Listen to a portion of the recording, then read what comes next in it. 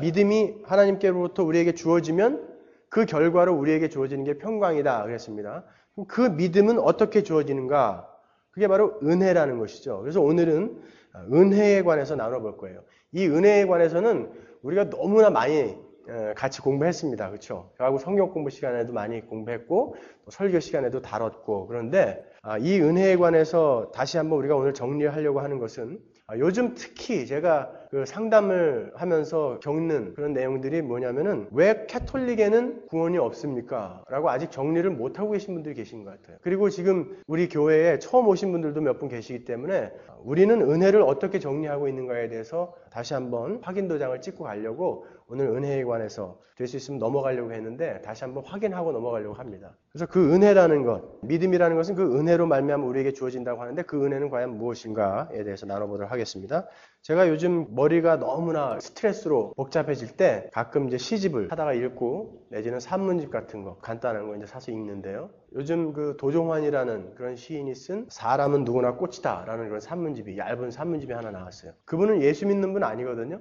근데 그분이 요즘 자율신경 실조증이라는 그런 병이 걸렸어요. 그게 거의 후천성 면역 결핍증 같은 그런 병이에요. 접시꽃 당신 뭐 이런 시를 쓴 분이죠. 굉장히 유명하신 분인데 그래서 지금 속리산 그 아래 황토집에서 요양을 하고 있다고 그러더라고요. 제가 집사람이랑 밥 먹으러 갔다가 잡지를 이렇게 보는데 제가 잡지 보는 거 되게 좋아하거든요. 거기에는 사람 사는 이야기들이 막 있잖아요. 저와 아무 관계없는 사람들이지만 그들이 어떻게 그들의 삶을 살아가는가를 가장 잘 볼 수 있는 게 그 잡지잖아요. 근데 요즘 참 볼만한 잡지가 없어서 안타까운데 예전엔 참 좋은 잡지들 많았거든요. 사람 사는 이야기. 근데 요즘은 반 이상이 다 광고예요. 그래서 볼 게 없어요. 근데 거기에 도종환 씨 이야기가 나와 있더라고요. 그래서 제가 얼른 가서 시집을 샀죠. 이분이 감기가 한번 걸리면요 6개월, 7개월이 가도 안 낫는 그런 희귀한 병이 걸린 거예요. 그러니까 이제는 죽음이라는 게 어떤 것이구나 맛을 보기 시작한 거예요.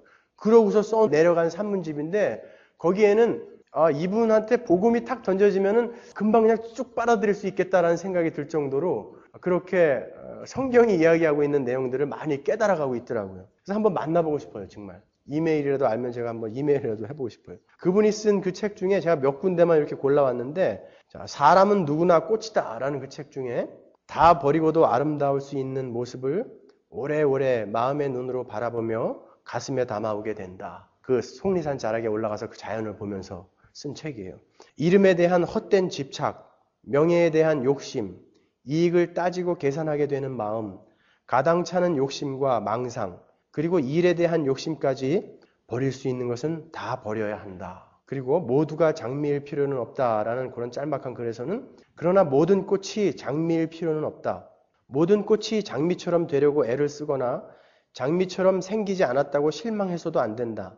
나는 내 빛깔과 향기와 내 모습에 어울리는 아름다움을 가꾸는 일이 더 중요하다. 어찌하여 장미는 해마다 수없이 많은 꽃을 피우는데 나는 몇 해가 지나야 겨우 한 번 꽃을 피울까 말까 하는 난초로 태어났을까 하고 자책할 필요가 없다. 나는 장미처럼 화사한 꽃을 지니지 못하지만 장미처럼 쉽게 지고 마는 꽃이 아니지 않는가. 자기의 역할, 펑션에 충실하라는 거죠. 지금 이대로도 괜찮다라는 글에서는 우리의 마음속에는 완벽하려고 하고 완전해지고 싶은 마음이 숨어 있다. 그건 욕심이다. 최고의 자리에 오르고 싶어 최상의 박수를 받고 싶은 마음도 있다. 높은 곳에서 반짝이는 나뭇잎은 반드시 아래로 내려오게 되어 있다. 나를 견딜 수 없게 하는 온갖 소음, 싸우는 소리, 제 주장만 하는 소리, 용서를 빌던 소리, 적당히 타협하자고 청하던 소리, 내 이름을 호명하던 소리들은 다 쓸려가고 바람소리에 귀를 씻으며 깊은 시간 속으로 걸어 들어가고 싶다. 그렇게 헛된 욕망이 자기의 삶을 병들게 했다라고 그렇게 스스로에 대해서 자책하고 있는 그런 글들을 봤습니다. 그런데 이렇게 아주 좋은 내용인데도 불구하고 전편에 흐르는 뉘앙스는요. 굉장히 난 불안하다예요. 나는 인생이 이런 건지를 이제 알겠는데 근데 나는 불안하다. 나는 돌파구가 없다. 해결책이 없다라는 게 이 전편의 내용의 주제예요. 이분만이 아니라요. 유명한 천재 시인들이 이 땅을 살다 가지 않았습니까? 껍데기는 가라. 그런 신동엽 같은 사람, 김수영 같은 사람, 김지아 같은 사람, 그다음에 기형도 같은 사람. 당대의 천재들이죠. 뭐. 이런 분들의 시를 보면은 여러분들 시집을 한번 자세히 읽어보세요. 그 천재들이 인생을 어떻게 보고 있는지. 우울하다고요. 왜 그럴까요? 해결책이 없어요. 방법이 없는 거예요. 그들에게는. 당대의 천재들이 인생을 그렇게 우울하게 이 어둠 속에서 나는 어떻게 벗어날 수 있겠는가라고 그렇게 휘갈겨 쓰다가 도대체 방법이 없기 때문에 술을 마시지 않고는 견딜 수가 없어서 다 간경화로 죽고 간암으로 죽고 그렇게 죽어갈 수밖에 없는 그러한 삶에서 우리는 어떻게 여기에 모여가지고 평강을 이야기하고 있냐 말이에요.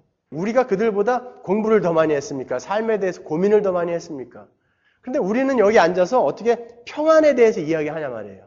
우리는 어떻게 여기 앉아서 평화에 대해서 이야기하냐 말이죠. 그리고 그들보다 상황이 훨씬 더 악하고 훨씬 더 우리는 가난하고 훨씬 더 보잘것없는 인생을 살아가고 있는데도 우리는 왜 기쁠 수 있냐 말이에요.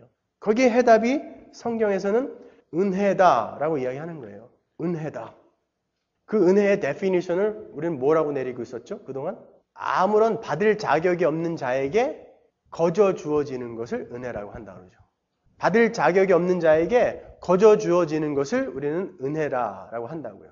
더더군다나 그것은 갚을 수도 없는 거예요. 이미 내가 갚을 수가 있는 것은 은혜라고 하지 않아요. 갚을 수도 없을 뿐더러 나는 아무런 받을 자격과 준비와 요구도 하지 않았는데 나에게 그냥 선물로 주어진 것, 덜컥하고 나에게 주어진 것, 그것을 우리는 은혜다라고 이야기한다고요. 그로 말미암아 우리에게 주어진 결과가 평강이라는 거예요. 여러분이 이걸 잘 정리하고 계셔야 되는 거죠. 왜 우리에게 은혜가 필요합니까? 여러분 생각에는. 우리에게는 왜 은혜가 필요하죠? 은혜는 죄가 우리에게 들어온 이후부터 우리에게 필요한 것이에요. 은혜는. 죄가 들어오기 전에 인간에게 필요한 것은 하나님의 사랑이죠. 근데 죄가 들어와서 그 하나님과 관계가 끊어져 버리고 그분과 불화가 돼버렸어요. 그래서 우리는 저주받고 심판받아야 할 그러한 위치에, 그런 처지에 떨어져 버렸다고요. 그 죄 때문에. 근데 거기서 벗어날 길이 없어요.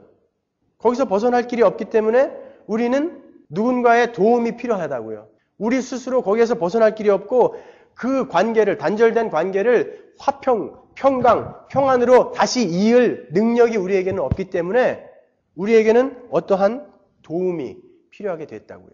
그래서 하나님은 거기에 대한 방법으로 예수 그리스도를 이 땅에 보내셨어요. 보내셔갖고 우리의 죄를 다 그분께 전가시키셔서 그분을 십자가에서 못 박아 죽이셨다고요. 그리고 우리를 다 품에 안고 난지 8일 만에 할례를 받는 것을 시작으로 해서 우리의 인생을 살아주신 거라고. 죽는 날까지 율법을 완벽하게 지켜내심으로. 자, 태초에 에덴 동산의 아담은 무죄한 자로 태어났잖아요. 그죠? 아담은 무죄한 자로 태어났어요. 자, 여러분이 잘 정리하고 계셔야 되는 것이 무죄하면, 죄가 없으면 천국 갈 수 있다 라고 이야기하면 그거는 O입니까? X입니까? 거수 한번 해볼까요? 죄가 없으면 천국 갈 수 있다. 맞다. 손 들어보세요. 죄가 없으면 죄가 없어도 천국 못 간다. 손 들어보세요. 죄가 없으면 천국을 갈 수 있다면 아담은 그냥 들어갔어야죠. 근데 못 갔잖아요, 아담은. 무죄한 아담이 어떤 하나님의 요구 조건을 더 충족시켜야만 천국에 들어갈 수 있었어요. 그게 뭐냐면 선악과라는 율법이라고요. 내 말을 지켜라. 이 하나님 나라에서 살기 위해서는 거기에서 어떤 하나님이 요구하는 수준이 있단 말이에요. 하나님과 어떤 속성이 같은 그러한 수준으로 우리는 올라가야만 그 나라에 들어가서 하나님과 같이 살 수 있단 말이에요. 그래서 무죄한 것에다가 이 선악과라는 것을 플러스해서 딱 그게 되면 우리는 칭의를 받아서 천국에 들어갈 수 있었던 거예요. 그런데 이 하나님이 먹지 말아라라는 것까지 아담은 먹어버렸기 때문에 이제 무죄한 자가 아니라 유죄가 돼버렸어요. 거기다가 이것도 해결해야 되기 때문에 두 개가 다 해결이 되어야 하는 그런 상태가 되어버린 거예요. 그래서 예수님이 이 두 가지를 다 해결을 해야 되는데 그래서 우리의 그 죄는 선악과를 따먹어버린 그 죄는 십자가에서 도말해버리신 것이고 하나님이 지켜라라고 해주신 그 명령은 예수님이 난지 8일 만에 할례를 받으신 것을 시작으로 해서 끝까지 지켜내신 거예요. 하나님의 요구 수준을 우리 인간의 힘으로 지켜낼 수 있어요? 없죠. 그렇기 때문에 그분은 하나님이셔야 된다고요. 그런데 여러분이 오해하지 말아야 할 것이 그러면은 예수님이 하나님의 그 신성을 갖고 그것을 지켜나갔는가? 아니라고요. 그러면은 가현설, 도케티즘에 걸리는 거예요. 그러면 다 쇼한 거다. 십자가에서 아프지도 않았는데 아프다고 쇼한 거다라는 거죠. 예수님은요. 그래요. 하나님만이 그걸 지킬 수 있어요. 그런데 하나님은 신성을 하늘에다 다 비우고 내려오셨단 말이에요. 근데 어떻게 그러면 지킬 수 있었습니까? 성령이 임해서 성령이 이끄는 대로 가신 거예요. 완벽한 순종을 하셨기 때문에 그 일을 이루어내신 거라고요. 여러분 이거 잘 명확하게 정리하고 계셔야 돼요. 성령이 이끄시는 대로. 그래서 요한복음에서 예수님이 뭐라고 그러냐면 나는 내 스스로 말한 것이 하나도 없다고 그래요. 나는 내 스스로 행한 것이 아무것도 없다고 그러죠. 하나님이 시키는 말만 했고 하나님이 하라는 것만 했다고 그런다고요. 이 땅에서. 그래서 예수님이 진실로 진실로 너희에게 이르노니 진실로 진실로 너희에게 이르노니 계속 그렇게 말씀하시는 것은 아멘 아멘 내가 이렇게 말한다라고 이야기하는 거라고요. 아멘 아멘이라는 것은 기도 후에 하는 거 아닙니까? 내가 하나님으로부터 보고 듣고 거기에 동의한다. 아멘 하고 우리에게 돌아서서 말씀해 주시는 거랍니다. 진실로 진실로 너희에게 이르노니. 이렇게 하나님은 가능성 없는 우리 완전히 하나님과 떨어져서 끊어져 버린 그 관계에 예수 그리스도를 보내심으로 해서 그 해결해야 할 두 가지 문제를 완벽하게 해결해 주셨다고요. 그래서 우리에게 구원이라는 것, 영원한 생명이 임했고 하나님과 우리의 관계는 화평하게, 평강하게, 평안하게 회복이 되었다고요. 그것을 우리는 은혜다라고 이야기한다고요. 그래서 에베소서 2장 1절에 보면 너희의 허물과 죄로 죽었던 너희를 살리셨도다 그래요. 우리는 어떤 요구도 준비도 없었고 능력도 없었던 자라고요. 그냥 허물로 죄로 너희는 죽었던 자다라고. 죽었던 자다. 요한복음 1장 17절 보십시오.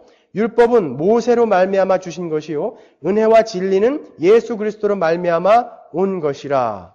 자, 율법과 모세를 띄워놓고 예수와 은혜와 진리를 띄워놓습니다. 그리고 극명한 대조를 딱 보여주는 거예요. 모세와 율법으로는 우리는 당연히 저주받아 죽어야 할 인간들이다. 그런데 그 은혜와 진리와 예수 그리스도로 말미암아 우리에게 주어진 것, 그게 바로 은혜예요. 은혜. 영원한 생명. 그래서 기독교는 예수 그리스도가 떠나면은 이건 아무것도 아니에요. 허당이에요, 그냥. 크라이스트. 기독교에서 크라이스트, 예수가 빠지면은 그건 뭐예요? 아무것도 아니에요, 그거는. 그런데 기독교 목사라는 분이 기독교에도 구원이 있고, 불교에도 구원이 있고, 뭐 캐톨릭에도 구원이 있고, 이게 말이 되는 소리냔 말이에요. 기독교 목사가요. 그러니까 사도 바울이 오늘 인사말에서도 예수 그리스도를 3번이나 이야기한다고 2줄에. 사도도 예수 그리스도로 말미암아 사도된 것이고 성도도 예수 그리스도로 말미암아 성도된 것이며 그들에게 선물로 주어지는 그 은혜도 예수 그리스도로 말미암아 되어진 것이다라고 이야기하잖아요. 예수 그리스도 아니면 아무것도 아니에요, 기독교는. 그래서 성경에서 우리는 예수만 찾아내면 되는 거예요. 요한복음으로 가서 조금 더 자세히 한번 살펴볼게요. 요한복음 3장 17절 보시면 하나님이 그 아들을 세상에 보내신 것은 세상을 심판하려 하심이 아니요 저로 말미암아 세상이 구원을 받게 하려 하심이라. 저를 믿는 자는 심판을 받지 아니하는 것이요 믿지 아니하는 자는 하나님의 독생자의 이름을 믿지 아니하므로 벌써 심판을 받은 것이니라. 그 정죄는 이것이니 곧 빛이 세상에 왔으되 사람들이 자기 행위가 악함으로 빛보다 어두움을 더 사랑한 것이니라. 예수님이 이 땅에 왜 오셨다고요? 세상을 구원하시려고. 그런데요, 모두 다 장님이었다는 거예요. 모두 다 소경이었다는 것이죠. 그래서 그 빛을 아무도 알아보지 못했다는 거예요. 그래서 세례 요한이 빛을 증거하러 왔단 말이에요. 빛은 보면 아는 것이죠. 빛은 설명해서 아는 게 아니란 말이에요. 그런데 세례 요한이 빛을 증거하러 왔다, 빛을 설명해 주러 왔다는 것은 아무도 그 빛을 알아보지 못했다라는 이야기라고요. 요한복음 1장 1절에서 5절까지 한번 보자고요. 거기 아주 자세히 나와 있죠. 태초에 말씀이 계시니라. 이 말씀이 하나님과 함께 계셨으니 이 말씀은 곧 하나님이시니라. 그가 태초에 하나님과 함께 계셨고 만물이 그로 말미암아 지은 바 되었으니 지은 것이 하나도 그가 없이는 된 것이 없느니라. 그 안에 생명이 있었으니 이 생명은 사람들의 빛이라. 빛이 어두움에 빛이 돼 어두움이 깨닫지 못하더라. 1장 10절 보세요.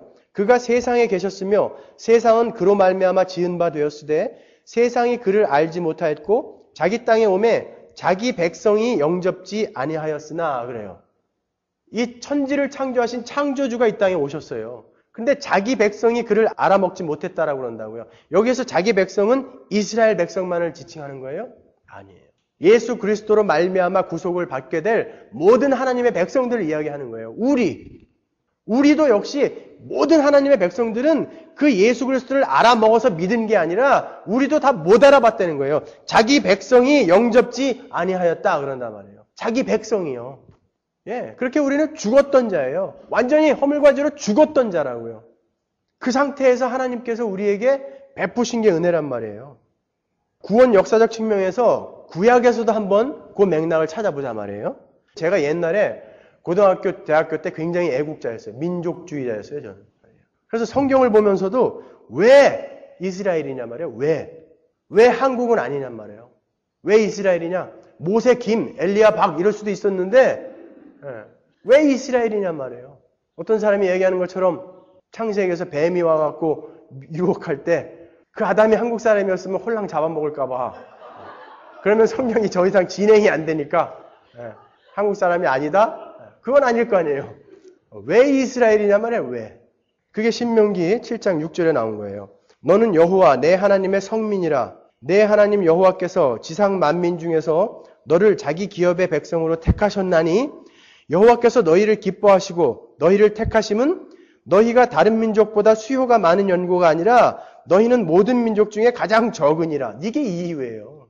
이스라엘이 똑똑해서요. 지금 유대인들이 뭐 잘 살고 똑똑하다고 그래서 역시 하나님은 똑똑한 자들을 좋아하시는구나. 엘리트를 좋아하셔. 그거였어요? 아니에요. 이유가 이거예요. 너희가 다른 민족보다 수요가 많은 연고가 아니라 너희는 모든 민족 중에 가장 적으니라. 그리고 신명기 9장 4절에서 5절 보시면 내 하나님 여호와께서 그들을 내 앞에서 쫓아내신 후에 내가 심중에 이르기를 나의 의로움을 인하여 여호와께서 나를 이 땅으로 인도하여 들여서 그것을 얻게 하셨다 하지 말라. 네 의로움 때문에 내가 네 삶에 이러한 일을 지금 진행해 나가고 있는 거 아니다라는 거예요. 너에게선 아무런 근거 없다라는 거예요. 이스라엘을 하나님께서 택하신 것은 아무 이유가 없어요. 그들이 똑똑하고 잘나서가 아니에요. 그냥 은혜가 무엇인지 하나님의 백성들에게 설명해 주시고 싶은 거예요. 그 은혜는 이렇게 아무런 자격 없고 준비도 없고 요구도 없고 능력도 없었던 자들에게 그냥 거저 선물로 공짜로 탁 주어지는 게 은혜라고요. 공짜로 주어지는 게. 그런데 어떻게 캐톨릭에 가서 앉아가지고 말이에요. 내 탓이로소이다 하면서 내가 그래도 이마만큼 그래도 떡이라도 몇 번 더 많이 먹은 게 그래도 조금 더 나은 신앙생활을 하고 있다라고 생각하고 말이에요. 그래도 착한 일 조금 더 많이 한 자들이 그래도 신앙생활 더 잘하고 있는 사람이라고 이렇게 생각하면서 어떻게 그렇게 이야기를 하냔 말이에요. 성경을 갖고 있는 사람들이라는 말이에요. 공짜. 그냥 공짜라니까요. 고린도전서 1장 26절 한번 보겠습니다. 형제들아 너희를 부르심을 보라. 육체를 따라 지혜 있는 자가 많지 아니하며 능한 자가 많지 아니하며 문벌 좋은 자가 많지 아니하도다. 그러나 하나님께서 세상에 미련한 것들을 택하사 지혜 있는 자들을 부끄럽게 하려 하시고 세상에 약한 것들을 택하사 강한 것들을 부끄럽게 하려 하시며 하나님께서 세상에 천한 것들과 멸시받는 것들과 없는 것들을 택하사 있는 것들을 폐하려 하시나니 이는 아무 육체라도 하나님 앞에서 자랑하지 못하게 하려 하심이라. 아니 어떻게 더 이상 설명을 해줘요? 이거 말고 하나님이 누구를 택하셨다는 거예요? 똑똑한 자, 부자, 잘생긴 자, 하나님 말 잘 듣는 자, 착한 자 이런 사람들 택했다는 거예요? 안 그래요. 미련한 자, 천한 자, 약한 자 잘난 사람이 없다는 건 아니에요. 많지 않다 그러죠. 여기서 있긴 있다는 거죠. 너무 자책하지 마세요. 나는 그러면 완전히 지금 천한 거, 멸시받는 거, 약한 거 그 중에 속하는 건가? 아니에요. 조금은 있다고 그래요. 많지 않다고 그러죠. 다들 그렇게 위로받으세요. 나는 그 안에 들어갈 거야 이렇게. 그런 거예요. 목사도 마찬가지예요. 여러분. 직분자들이 다 마찬가지라고요. 목사, 장로, 집사, 무슨 뭐 전도사 다 그 사람들이 신앙이 좋기 때문에 하나님이 택하신 거예요. 저는요. 남서울교회 청년부 중에서 제일 많은 목사 안 됐으면 좋겠다라고 뽑힌 1위가 저예요. 저 인간은 절대 목사 되면 안 되라고 모든 사람들이 투표해서 찍은 사람이 저라고요. 의심 많고 공격적이고 거기다가 술 잘 먹고 이중인격자라 이거죠. 교회 나와서는 저희 권사님들의 젊은 오빠였어요. 저는 대학교 때부터. 어떻게 이 시대에 저런 건전한 건강한 청년이 있냐. 밤마다 근데 나가가지고 저는 청년들은 알잖아요. 대부분. 그러니까 저 인간은 절대 목사 되면 안 된다. 그런데 아무도 목사 안 되고 제가 목사 됐어요. 요즘 어떤 분들이 그래요. 저를 보면서 야 목사님 진짜 하나님이 은사를 많이 주셨대요. 탤런트도 많이 주고 재능을 많이 줘갖고 목회 잘할 거래요. 이렇게 얘기하면 제가 이렇게 감춰요. 이렇게 저도 모르게 들킬까 봐. 아니에요. 저 그런 사람 아니에요. 어떨 때는 이렇게 까서 한번 보여드리고 싶어요. 제가 어떤 사람인지. 그래야 저런 인간을 통해서도 하나님이 이 일을 하시는구나가 드러날 텐데 언젠가 그런 날이 있을 거예요. 여러분. 아니에요. 목사나 그런 직분자나 성경을 가르치는 자들이 하나님이 정말 똑똑하고 잘나고 그냥 열심히 노력해서 어느 정도 수준에 이르는 자들을 부르는 게 아니에요. 고지론이 말이 되냔 말이에요. 꼭대기에 올라간 자를 하나님이 그 자들을 들어서 쓴다고 빨리 올라가자. 맞아요. 거기에 수천 명, 수만 명씩 모여갖고 맞아, 저 목사님 우리의 우상이야. 이게 요즘 청년 사역하는 사람들 아닙니까? 훌륭한 사람 되자. 되자고요. 되는데 기본이 있어야 될 거 아니에요. 기본이. 그 예수 그리스도가 가슴속에 정말 그 은혜로 흘러 넘치고 그것이 정말 감사해서 열심히 하는 것과 내가 열심히 해서 하나님께 어떤 택함을 받겠다라고 하는 것과 그거는 천지차이예요. 완전히 천국과 지옥이라고요. 그것은. 제가 옛날에 결혼하고 얼마 안 됐으니까 지금 10년이 훨씬 넘었죠. 저희 집사람하고 같이 교회를 가는 길이었어요. 교회를 가는 길이었는데 저는 지난주에 제가 주일날 말씀드렸듯이 저는 규정 속도를 잘 지킨다고요. 한국에서도 그랬어요. 천천히 가고 있는데 뒤에 와서 계속 빵빵거려요. 그리고 막 그 하이빔을 막 켜고 빨리 가라는 거죠. 그럼 지가 앞서서 그냥 가면 되잖아요. 근데 꼭 옆에 와가지고 뭐라고 막 욕하고 또 뒤에 가서 또 막 그래요. 그건 나 지금 너 약 올리고 있다 그거잖아요. 제가 어땠냐면은 가다가 차가 그냥 막 쭉 가고 있는데 진행하는 그 상태에서 차를 그냥 급정거 빡 세웠어요. 그래갖고 그 8차선대로 가운데에서 차 세워놓고 그러니까 뒷차들이 다 섰죠. 그리고 뒤로 돌아가서 그 사람이 창문을 여는 순간 박치기로 까불지 말라 이거죠. 신고하려면 신고해라. 그리고 교회 갔어요. 근데 교회 앞에 딱 정문 앞에 집사람 내려주려고 이제 정문 앞에 딱 섰는데 쫓아온 거예요. 얘가 뒤에 계속 어디 가나 보려고요. 그런 지독한 인간들이 있더라고요. 네. 그러더니 큰 소리로 그러는 거예요. 저기서 사람들 그 많은데 뭐 저런 새끼도 교회 다니냐 그러는 거예요. 그러니까 저는 그래도 창피해가지고 이거 오늘 완전히 그동안 쌓아오는 이미지 다 구긴다 그러는데 저희 집사람이 갑자기 문을 딱 열고 나가더니 그 차 앞으로 막 달려가서 차를 두 팔로 딱 세웠어요. 그러더니 너 내려! 그래갖고 저한테 끌고 왔어요. 우리 남편한테 사과해. 저희 이런 부부예요. 자세 바로 고쳐 앉으세요 지금. 하나님이 어떤 자격 같은 걸 가지고 시험 봐서 이렇게 택했다면 우리 같은 사람들을 택해갖고 여기에 세우겠어요? 생각해 보시라고요. 그 많은 훌륭한 똑똑한 친구들 많은데 하필 왜 저런 인간이 설교하는데도 누군가가 은혜 받더라. 저런 인간이 목회한다는데 누군가가 위로받더라. 우리는 그거 보여주는 거예요. 우리가 약한 데서 하나님의 강함이 나타나는 거예요. 사도 바울은요. 사도 바울이 인간적인 눈으로 볼 때 그 사람이 사역자로서 적합한 사람이에요? 더 좋은 사람 많았잖아요. 훌륭한 나다나엘, 니고데모 같은 사람들, 인품 좋고 성격 좋고 칭찬받고 하는 사람들 많았는데 왜 사도 바울이에요? 돌로 사람을 때려 죽이면서도 눈 하나 깜짝하지 않고 옷을 다 맡아갖고 있던 사람이잖아요. 그것도 모자라서 또 죽이러 가는데 거기에서 예수님이 왜 그 양반한테 나타나요? 그거예요, 여러분. 은혜. 은혜가 무엇인지 우리에게 알려주고 싶으신 거예요, 하나님은. 사도 바울은 그 은혜가 뭔지 정확히 알았어요.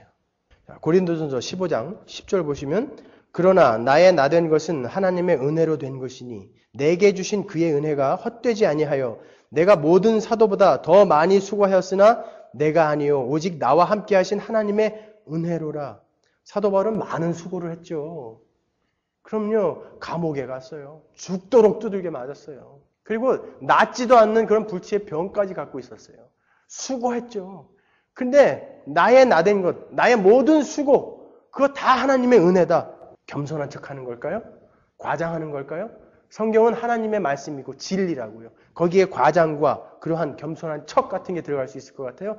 이것은 사도 바울의 진심이었다고요.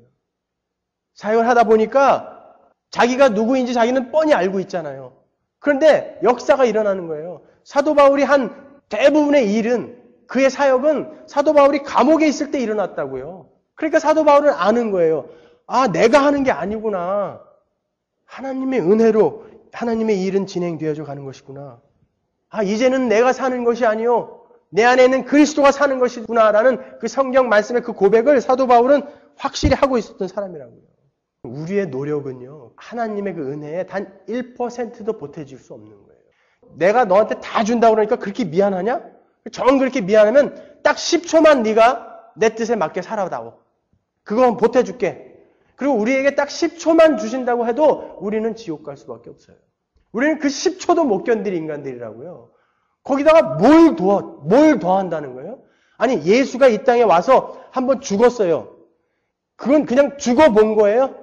죽어보고 그것을 믿으면 구원하고 안 믿으면 구원 안 하고. 그러면 우리가 다 안 믿었다면 예수님은 그냥 헛 죽은 거예요. 헛. 그래서 둘이 하나님하고 싸우는 거예요. 거 봐요. 내가 안 죽는다고 그랬잖아요. 쟤네들 하나도 안 믿는데 왜 죽으라고 그래가지고. 그런 코미디예요, 이게? 아니지 않습니까? 그렇게 불확실한 것을 가지고 하나님이 자기의 아들의 목을 졸랐겠냐 말이에요. 거기다가 우리가 뭘 보탠단 말이에요.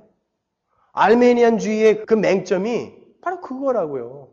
그런데 우리의 인간의 죄성은 자존심이에요. 자존심 싸움. 나는 뭔가 보태고 싶다는 거예요. 인과율에 의해서 공부를 했기 때문에 왜 원인이 없는데 결과가 있냔 말이에요. 아니 나는 거기다 더 보태야 되겠다라는 거죠. 그 생각이 요만큼이라도 있으시다면 여러분은 아직 구원받지 못한 분이에요. 그게 그 은혜가 명확히 가슴속에 지금 각인이 되어 있는 사람들이라면 어떻게 다른 종교의 사람들이 하는 이야기들에 귀를 기울일 수 있냐 말이에요. 어느 종교에서 그런 은혜를 이야기합니까? 어느 종교에서 그런 창조주 하나님이 내려와서 자기 아들을 죽이냐고요. 우리 기독교는 그거 믿는 거예요, 여러분. 하나님은 우리가 도망가는데 끝까지 쫓아오시면서 우리를 구원하시는 분이에요. 끝까지 쫓아가신다니까요. 그 하나님의 열심으로. 이사야서 1장 24절 보시면 그러므로 주 만군의 여호와 이스라엘의 전능자가 말씀하시되 슬프다. 내가 장차 내 대적에게 보응하여 내 마음을 편케 하겠고 내 원수에게 보수하겠으며 내가 또 나의 손을 내게 돌려 너의 찢기를 온전히 청결하여 버리며 너의 혼잣물을 다 제하여 버리고 내가 너의 사사들을 처음과 같이 너의 모사들을 본래와 같이 회복할 것이라. 그리한 후에야 너의 의의 성읍이라 신실한 고을이라 칭함이 되리라 하셨나니. 하나님이 다 하시겠다는 거예요. 예레미야 31장 더 정확히 나와 있죠. 31절부터 보겠습니다. 나 여호와가 말하노라. 보라 날이 이르리니 내가 이스라엘 집과 유다 집에 새 언약을 세우리라. 나 여호와가 말하노라. 이 언약은 내가 그들의 열조의 손을 잡고 애굽 땅에서 인도하여 내던 날에 세운 것과 같이 아니할 것은 내가 그들의 남편이 되었어도 그들이 내 언약을 파하였음이니라. 나 여호와가 말하노라. 그러나 그날 후에 내가 이스라엘 집에 세울 언약은 이러하니 곧 내가 나의 법을 그들의 속에 두며 그 마음에 기록하여 나는 그들의 하나님이 되고 그들은 내 백성이 될 것이라. 하나님이 시작해서 하나님이 마치시겠다는 거예요. 남편이 되어가지고 손잡고 끌고 나왔는데도 배반하더라는 거예요, 얘네들은. 이제는 그래 이거 다 때려 죽이고 다시 새로 만들어. 그래도 될 텐데 이제는 내가 뚫고 들어가겠다는 거예요. 그게 은혜라니까요. 우리가 뭐 어떤 수준에 올라있는 사람이라서 착하게 살았기 때문에 뭔가 내가 하나님께 요구했기 때문에 그것이 아니라 우리는 계속 도망가고 있는데 하나님이 쫓아오면서 뚫고 들어오는 거예요. 이제 너와 내가 한 몸이 되지 않으면 안 되겠다 싶어가지고 내 마음에 그냥 팍 새겨버리는 거예요. 그리고 내 안에서 안 나가시는 거예요, 이제. 그걸 구원이라고 하고 그걸 은혜라고 하는 거란 말이에요. 자, 에베소서 2장하고 로마서로 가서 확실히 이제 확인 도장 찍고 마치도록 하겠습니다. 너희의 허물과 죄로 죽었던 너희를 살리셨도다. 그때 너희가 그 가운데서 행하여 이 세상 풍속을 좇고 공중의 권세 잡은 자를 따랐으니 곧 지금 불순종의 아들들 가운데서 역사하는 영이라.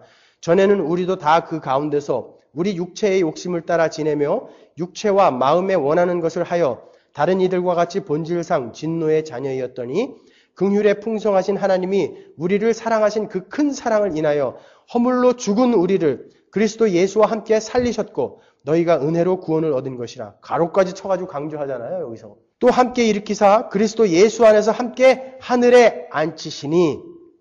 로마서 5장 8절로 갑니다. 우리가 아직 죄인 되었을 때에 그리스도께서 우리를 위하여 죽으심으로 하나님께서 우리에게 대한 자기의 사랑을 확증하셨느니라. 그러면 이제 우리가 그 피를 인하여 의롭다 하심을 얻었은즉 더욱 그로 말미암아 진노하심에서 구원을 얻을 것이니 곧 우리가 원수 되었을 때에 그 아들의 죽으심으로 말미암아 하나님으로 더불어 화목되었은즉 화목된 자로서는 더욱 그의 살으심을 인하여 구원을 얻을 것이니라. 설명 안 해도 그냥 명확히 나와 있잖아요. 원수 되었을 때에, 우리가 아직 죄인 되었을 때에 그때 찾아오신 거예요, 하나님은요. 우리는 모두 죽어있던 자라니까요. 시체가 어떻게 이야기를 들어요? 일어나봐, 노력해봐. 그럼 내가 어느 정도 수준 되면 너 구해줄게. 시체가 그 소리를 들을 수 있을까요? 전도 폭발 훈련에서 이야기하는 것처럼 너는 지금 죽을 병에 걸렸으니 그 병에 맞는 약을 내가 갖고 있다. 입만 벌려라. 내가 넣어주마. 우리가 그 입을 벌릴 수 있냐고요. 시체라면서요. 죽어 있었다면서요. 죽어 있는 것 같았던도 아니고 죽었던이란 말이에요. 죽었던. 너는 지금 급류에 휩쓸려 내려가고 있는데 내가 튜브를 던져야 너는 그 튜브를 잡으면 살 수 있다. 그러니까 던질 테니까 잡아라. 우리 전도폭발 훈련에서 그렇게 이야기하잖아요. 잡으면 살 수 있다 그러잖아요. 시체가 어떻게 잡아요 그거를? 가서 누군가 가서 건져내 줘야 돼요. 그리고 무사히 이 무태 이를 때까지 끝까지 붙들고 있어야 되는 거예요. 건져내주기만 해도 안 돼요. 끝까지 붙들고 뭇까지 가신다고요. 그게 우리의 구원이란 말이에요. 예수님은 우리를 등에 업고요. 이제 빠져 죽어요. 건져냈어요. 등에 업고 그 무태 이를 때까지 헤엄쳐 가시는 분이 예수님이란 말이에요. 건져놓고 그냥 가시는 게 아니라. 그게 은혜란 말이죠. 우리가 여러분 얼마나 은혜를 오해하고 있습니까? 여러분 교회에 은혜 받으러 왔다 그러죠. 그리고 은혜 받았다 그러죠. 때로는. 그 말을 어떻게 쓰고 계십니까? 은혜 받으러 왔다. 은혜 받았다 그러잖아요. 우리가 읽었던 에베소서 2장의 2절에 보면 우리는 그 전에는 은혜 받기 전에는 불순종의 아들들이었다 그러죠. 불순종의 아들들. 불순종의 아들들이라는 게 뭐예요? 하나님을 비롯해서 나 이외의 다른 존재에게는 나는 절대 항복하지 않고 순종하지 않는 자들. 나만 생각하던 자들. 그들을 불순종의 아들들이라고 그래요. 그런데 하나님이 우리에게 찾아오셔서 우리를 변화시켜 주시고서 우리를 어떻게 변화시켜 주셨냐면 이제는 그 전에는 내가 신이었고 내가 폭군이었다고요. 내가 주인이었다고요. 내 삶의 주인. 근데 하나님이 그렇게 우리를 새 사람으로 만들어 주니까 우리가 어떻게 됐냐면 나에게 주인이 있구나라는 것을 알게 된 거예요. 그게 새 사람이라고요. 그게 변화된 자들의 삶이란 말이에요. 우리들의 삶 한번 돌아보자고요. 죄인들의 삶이 어떻습니까? 정말 우리가 남을 위해서 살 수 있는 존재입니까? 흔히들 이야기하죠. 부모가 자식에 대한 사랑은 조건 없는 사랑이다. 그래서 아가페의 사랑이다 그러잖아요. 정말 부모가 자식에게 조건 없는 사랑을 합니까? 한번 가슴에 손을 얹고 깊이 한번 생각해 보자고요. 자식이라는 것은 부모에게 있어서 최고의 자기 표현이에요. 자식이라는 것은. 그렇기 때문에 자식이 잘 되면 내가 기쁜 것이고 자식이 안 되면 내가 슬픈 거예요. 나의 표현이라고요. 결국은 그 자식을 사랑하는 것도 자기를 위해서예요. 우리 인간은요. 우리는 그런 존재예요. 내 거. 우리 전 인류가 가장 많이 쓰는 말이 뭐예요? 나잖아요. 나. 그래서 각 나라 말에 그 나라는 말이 음절이 제일 짧은 거예요. 제일 많이 쓰니까. 이시, 다른 건 몰라요. 그런 거예요. 따져보세요, 한번. 아이. 그 중요한 걸 빼먹었네요.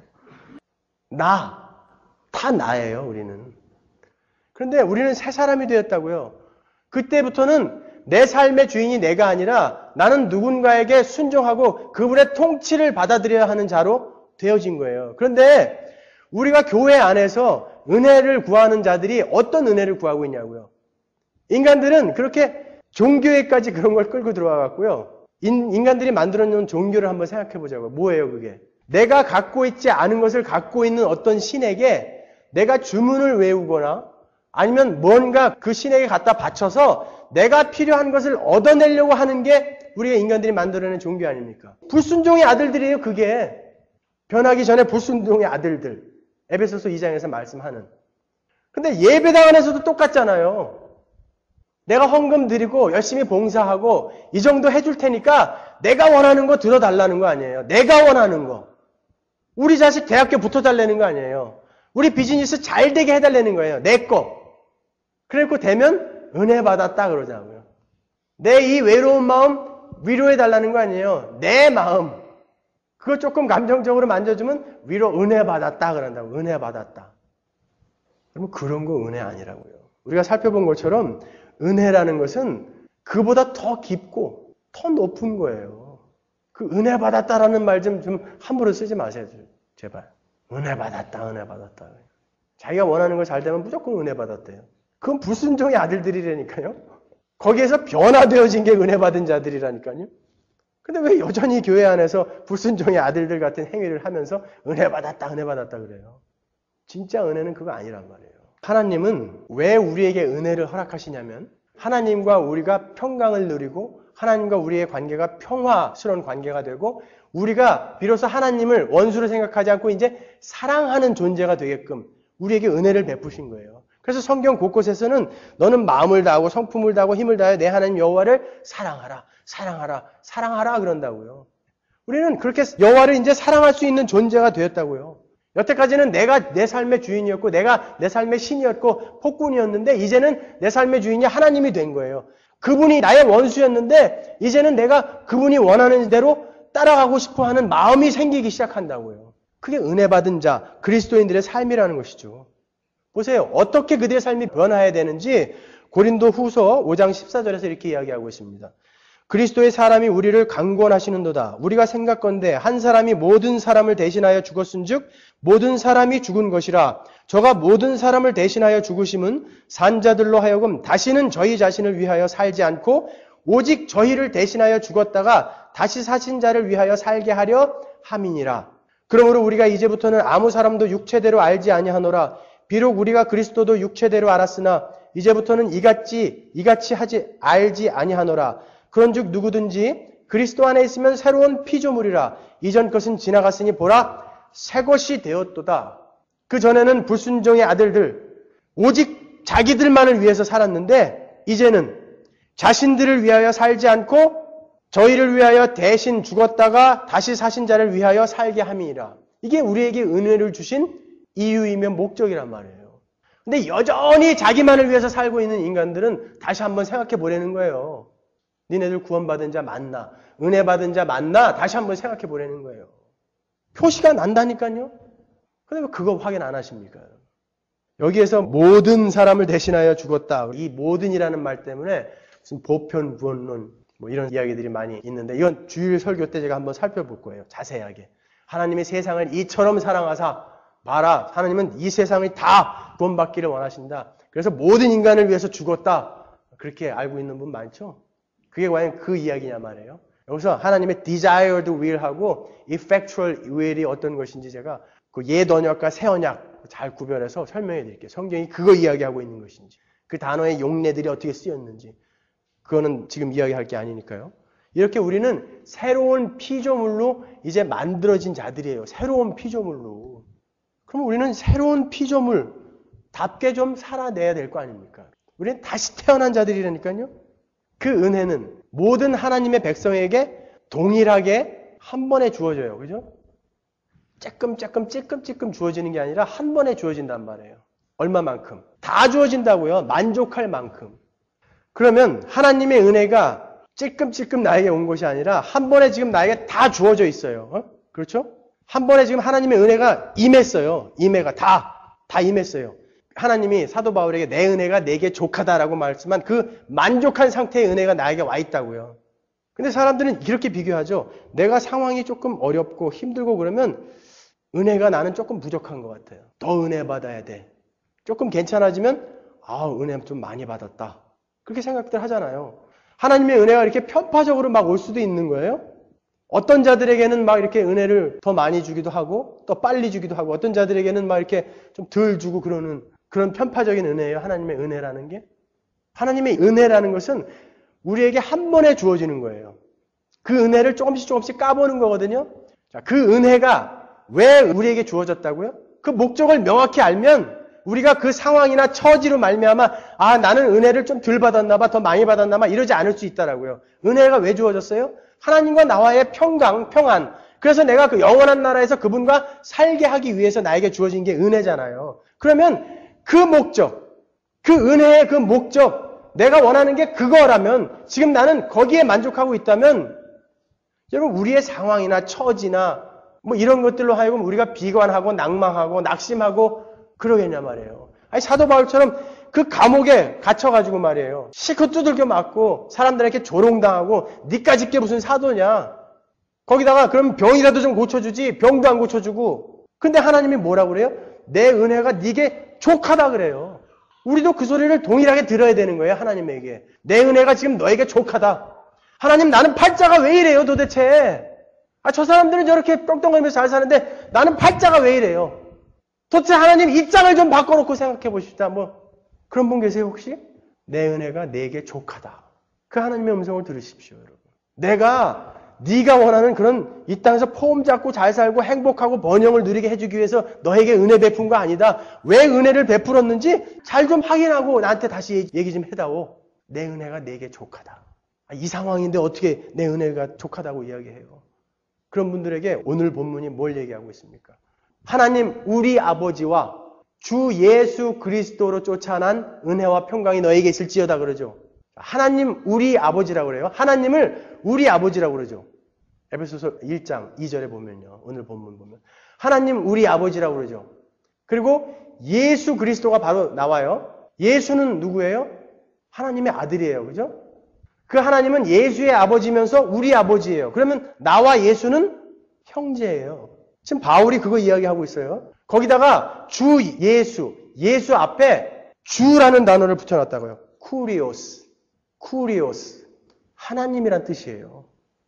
하나님 우리 아버지. 그분은 내 아버지고 예수 그리스도의 아버지이기도 하는데 그래서 나는 예수 그리스도와 형제다. 근데 예수는 하나님이시다라는 거예요. 그러면 나는 하나님이 나를 하나님의 수준으로 취급해 주신다는 거예요. 하나님이 나를 하나님의 수준으로 취급해 주신다는 거예요. 그렇게 고급하게 취급해 주신다는 거예요. 나 같은 인간을 하나님 우리 아버지와 주 예수 그리스도로 쫓아난 은혜와 평강 그게 나에게 있을지어다라고 하나님이 우리에게 이야기해 주시는 거예요. 그분이 내 아버지고 예수의 아버지며 예수가 내 형제예요. 예수님은 하나님인데 그거 말고 여러분 뭘 더 이상 바라시는 거예요? 정말 그 하나님을 믿는다면 하나님이 살아계시다. 딴 건 다 집어치우고 하나님이 진짜 살아계시다라는 걸 믿는다면 그분이 이 성경을 쓰셨다는 게 믿어진다면 그분이 이렇게까지 말씀해 놓고 계신데 여기에다가 여러분이 더 원하는 게 뭐냐고요. 여기에다가 하나님이 나를 이제 그 하나님의 수준으로 대우해 주신다고 하시는데 여기에다가 더 필요한 게 뭐냐 말이에요. 폼 한번 잡고 살아보는 거예요. 여기에다 더 필요한 게 우리에게 더 필요한 것이요. 이걸 아는 자들이 이 땅에서 그렇게 세상이 우리를 향해서 돌팔매질하고 칼을 갖다 들이대도 평강을 누리는 거예요. 마음대로 해라. 나는 곧 간다. 니들 큰일 났다. 회개하고 구원받아야 된다. 그 자리에 서는 자들이 이 하나님의 평강을 누린 자들이고 하나님의 은혜로 말미암아 자유함을 누린 자들의 삶이라고요. 그게 그리스도인이라고 하는 거예요. 그들을 성도라고 하는 거예요. 그들을 하나님 앞에서 신실한 자라고 이야기하는 거예요. 사도 바울이 에베소서 1장 1절과 2절에서 이야기하고 있는 바가 바로 그런 것입니다. 은혜는 그런 거예요.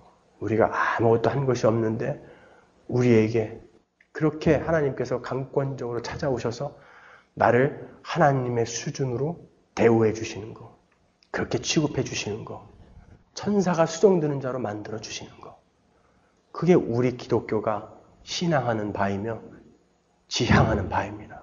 기도하겠습니다.